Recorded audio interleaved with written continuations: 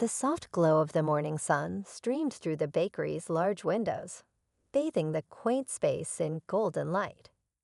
The air inside was warm and comforting, filled with the scent of freshly baked donuts, cinnamon rolls, and pastries cooling on wire racks. Lisa's Bakery, a family-owned business nestled on a quiet street corner, was a staple of the community, a place where regulars came not just for the delicious treats, but for the kindness of its owners, Mark and Lisa. Mark stood behind the counter, his hands trembling slightly as he arranged a tray of glazed donuts. His mind was elsewhere, heavy with the burden of Lisa's illness. She had been diagnosed with a rare condition months ago, and while her spirit remained unbroken, the mounting medical bills and her worsening symptoms left Mark feeling helpless. Running the bakery alone was exhausting, but it was their only source of income, and every dollar counted. The morning rush had begun, with customers lining up to grab their usual orders before heading to work. Mark forced a smile, chatting with regulars and pretending everything was fine. But beneath the surface, worry etched deep lines into his face. He wasn't sure how much longer he could keep things together. It was then that the door chimed, and in walked someone who immediately caught everyone's attention.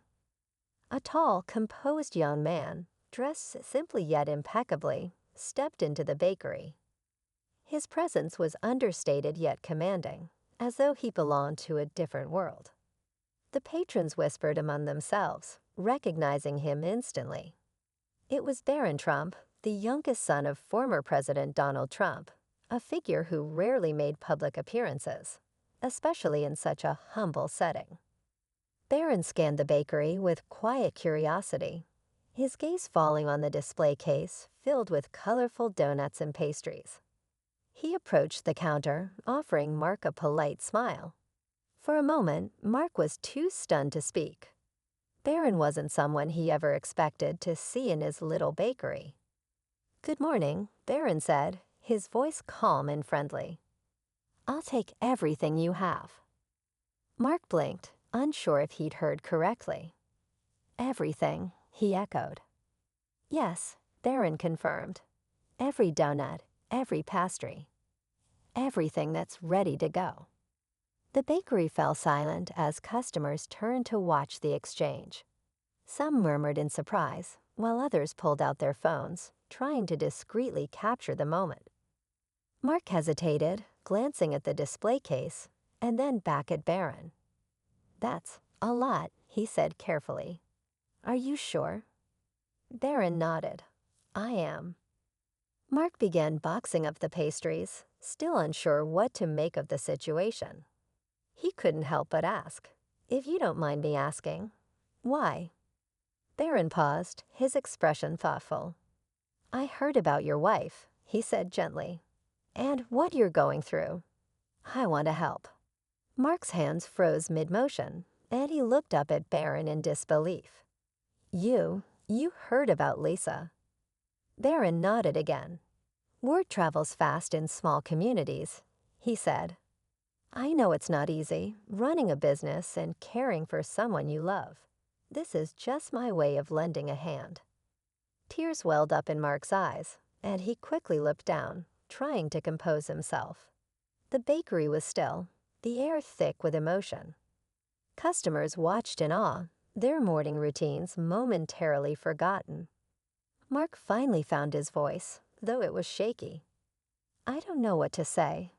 Thank you doesn't feel like enough." "You don't have to say anything," Barron replied softly.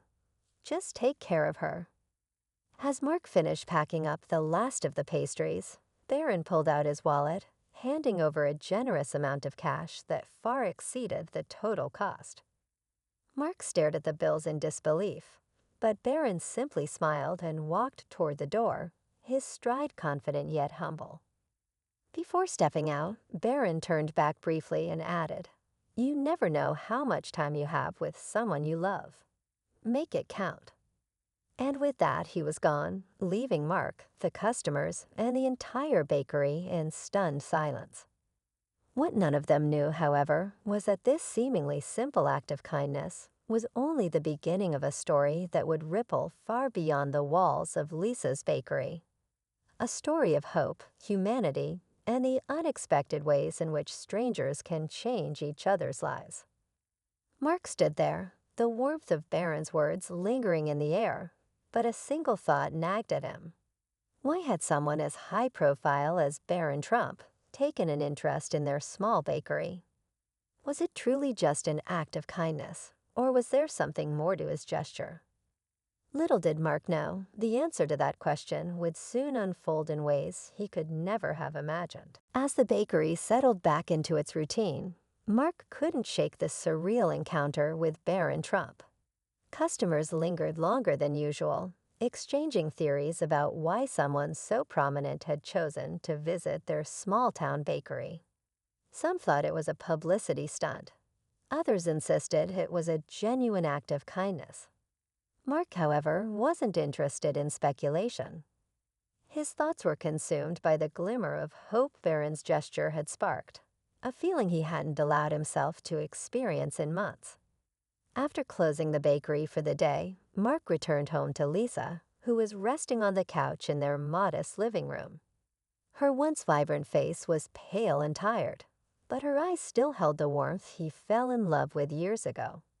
"How was the bakery today?" she asked softly, her voice weak but curious. Mark hesitated for a moment, unsure of how to explain the day's events. "It was different," he said, sitting beside her and taking her hand. Barron Trump came by. Lisa raised an eyebrow, clearly thinking she misheard him. "Barron Trump? As in, *** Barron Trump." Mark nodded, a small smile tugging at his lips. "He bought everything we had. Said he wanted to help us. He even knew about—" His voice trailed off as he glanced at her, not wanting to say the words aloud. Lisa squeezed his hand, her expression softening. "That's incredible," she said. "But why would he do that? He doesn't even know us." Mark shrugged, the same question gnawing at him. "I don't know, but he seemed genuine. It wasn't about attention. He didn't even let anyone take photos with him.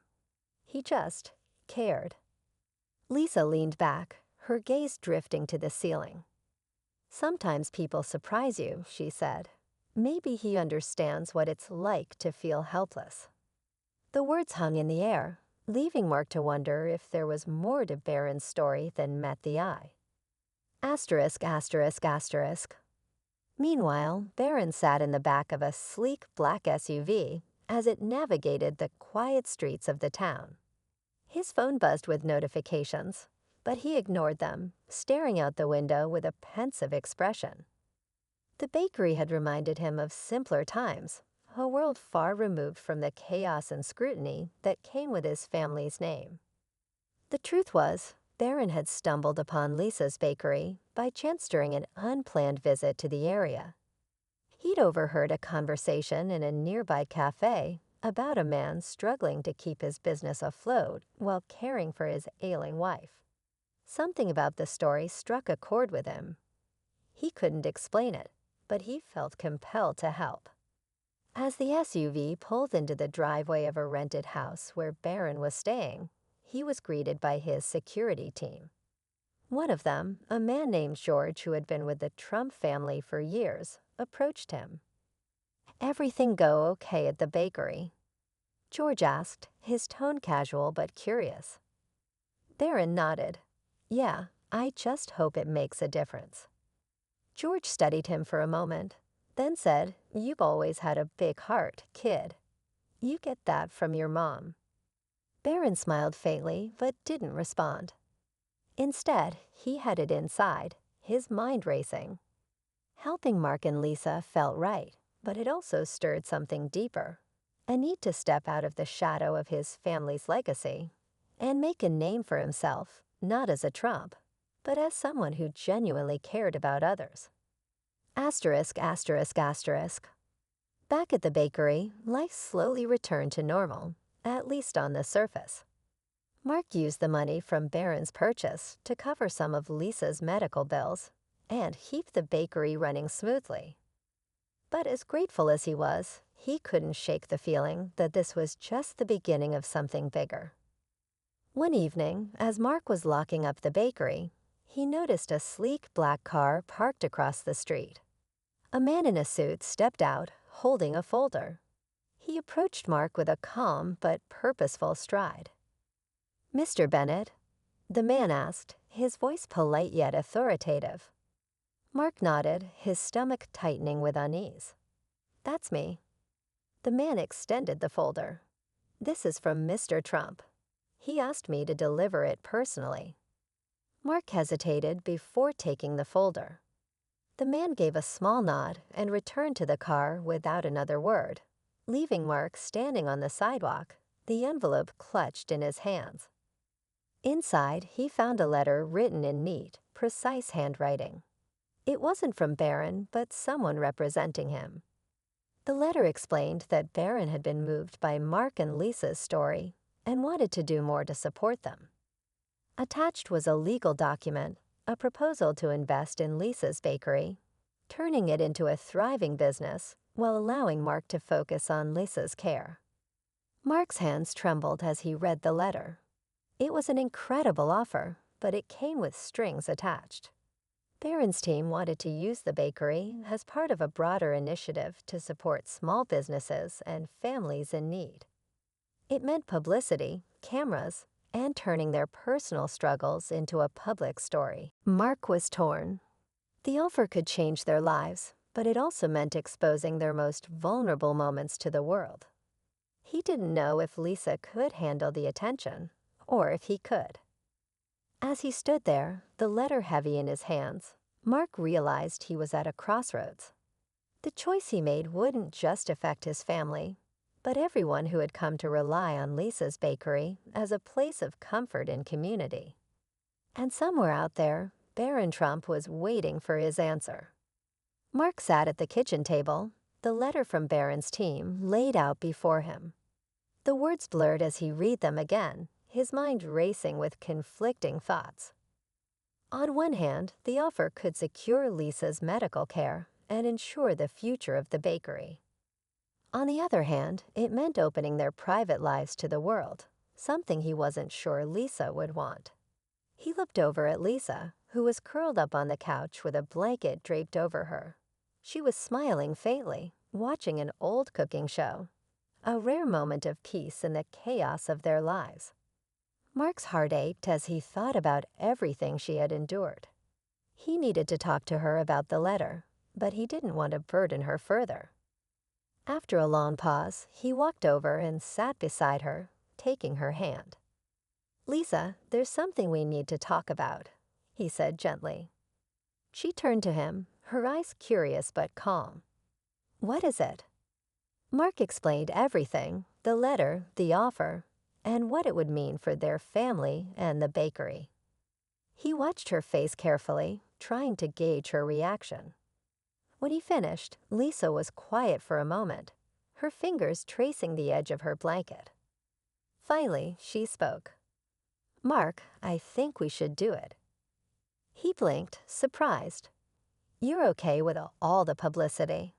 With people knowing about everything?" Lisa smiled softly. "If it means keeping the bakery open and giving us a little breathing room, then yes. People already know we're struggling, Mark. Maybe sharing our story will help others who are going through the same thing." Mark felt a wave of relief and admiration for his wife. She was braver than he ever realized. "Okay," he said, squeezing her hand. "We'll do it."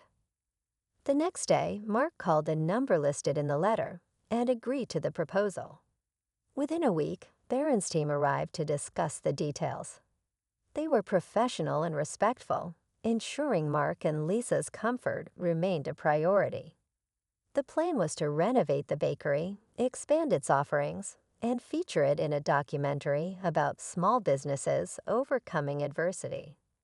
Barron himself visited again during the planning stage, sitting down with Mark and Lisa over coffee and donuts.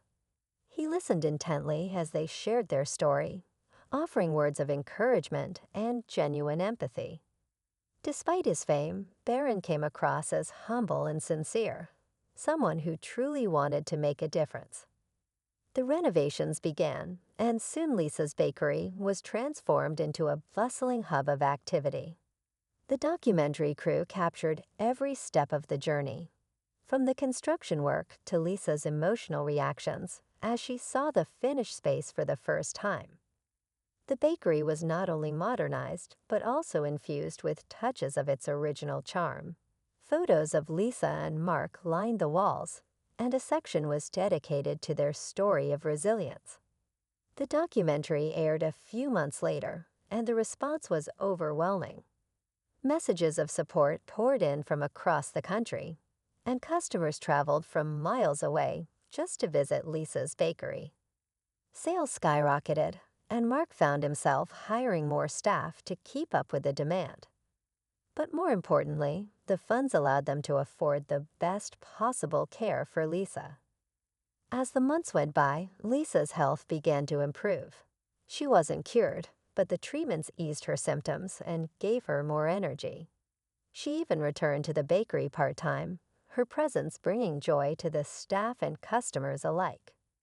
The bakery had become more than a business. It was a symbol of hope, not just for Mark and Lisa, but for everyone who walked through its doors. One evening, as the sun set over the town, Mark and Lisa stood outside the bakery, watching as the last customers of the day trickled out. The warm glow of the sign above the door bathed them in light, and for the first time in a long while, Mark felt at peace. Barron visited one last time before returning to his private life, stopping by unannounced with a quiet smile. "I'm glad to see you both doing well," he said. "None of this would have happened without you," Mark replied, shaking his hand firmly. "You gave us more than just a second chance. You gave us hope." Barron smiled, his expression thoughtful. "You did the hard work," he said. "I just helped get the ball rolling." As he turned to leave, Lisa called out, "Barron?" He stopped and looked back. "Thank you," she said, her voice filled with emotion. "Not just for what you've done for us, but for reminding us that kindness still exists." Barron nodded, his gaze steady. "Take care of each other." With that, he walked away, disappearing into the night. Mark and Lisa stood there for a moment, their hands clasped tightly together. They didn't know what the future held, but for now, they were grateful for their community, their family, and the stranger who had walked into their lives and changed everything.